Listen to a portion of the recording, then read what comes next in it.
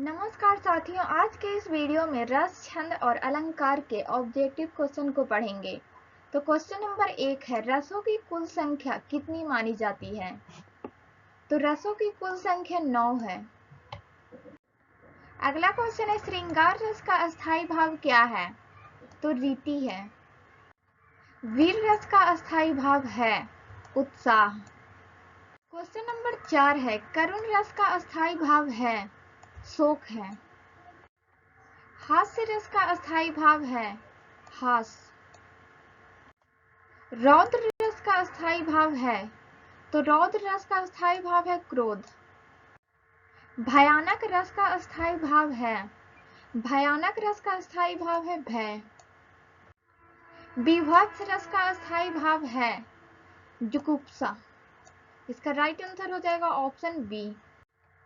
Question number 9 है, अद्भुत रस का अस्थायी भाव है विस्मय। क्वेश्चन नंबर 10 है, शांत रस का अस्थायी भाव है, शांत रस का अस्थायी भाव है निर्वेद। दोहा छंद में कुल कितनी मात्राएं होती है? 48 मात्राएं। अगला क्वेश्चन है, चौपाई छंद के प्रत्येक चरण में कितनी मात्राएं होती है? तो 16 मात्राएं होती है। रोला छंद में प्रत्येक चरण में कितनी मात्राएं होती है? तो 24 मात्राएं होती है। सोरठा छंद दोहे का होता है, उल्टा रूप होता है। अगला क्वेश्चन है, छंद के मुख्य भेद हैं। तो छंद के मुख्य भेद हैं 2। वर्णों की संख्या पर आधारित छंद कहलाता है वर्णिक कहलाता है। मात्राओं की संख्या पर आधारित छंद कहलाता है, तो मात्राओं की संख्या पर आधारित छंद कहलाता है मात्रिक। अनुप्रास अलंकार में किसकी आवृत्ति होती है? तो वर्ण की होती है। उपमा अलंकार में किस शब्द का प्रयोग होता है? जैसे ससम्मान। अगला क्वेश्चन है, रूपक अलंकार में उपमेय और उपमान का होता है। तो उपमेय और उपमान का होता है अभेद।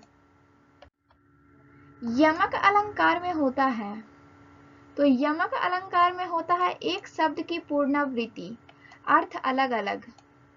इसका राइट आंसर हो जाएगा ऑप्शन ए। श्रीलेष अलंकार में होता है एक शब्द के अनेक अर्थ होते हैं। इसका राइट आंसर हो जाएगा ऑप्शन ए। मुख चंद्रमा के समान है में कौन सा अलंकार है? तो इसमें उपमा अलंकार है। चरण कमल में कौन सा अलंकार है? तो चरण कमल में रूपक अलंकार है। अनुप्रास अलंकार किस प्रकार का अलंकार है? तो यह शब्दालंकार है। इसका राइट आंसर हो जाएगा ऑप्शन ए, शब्दालंकार। उपमा अलंकार किस प्रकार का अलंकार है? तो यह अर्थालंकार है। रस का आधार क्या है? रस का आधार है अस्थायी भाव। सिंह सा वीर में कौन सा अलंकार है? तो उपमा अलंकार है। पीपर पात सरिस मंडोला में कौन सा रस है?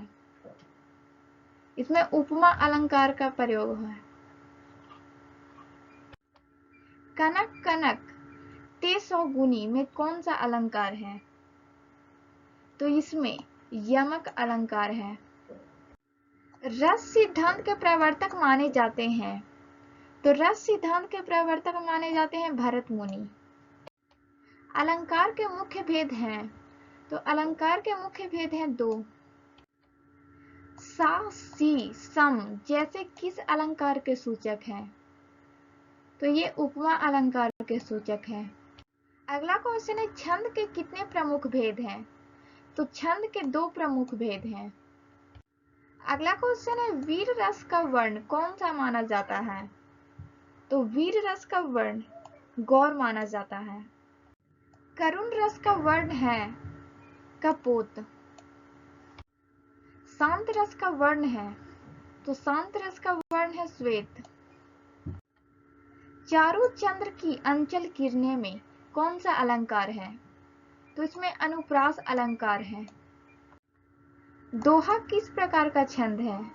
तो दोहा मात्रिक छंद है।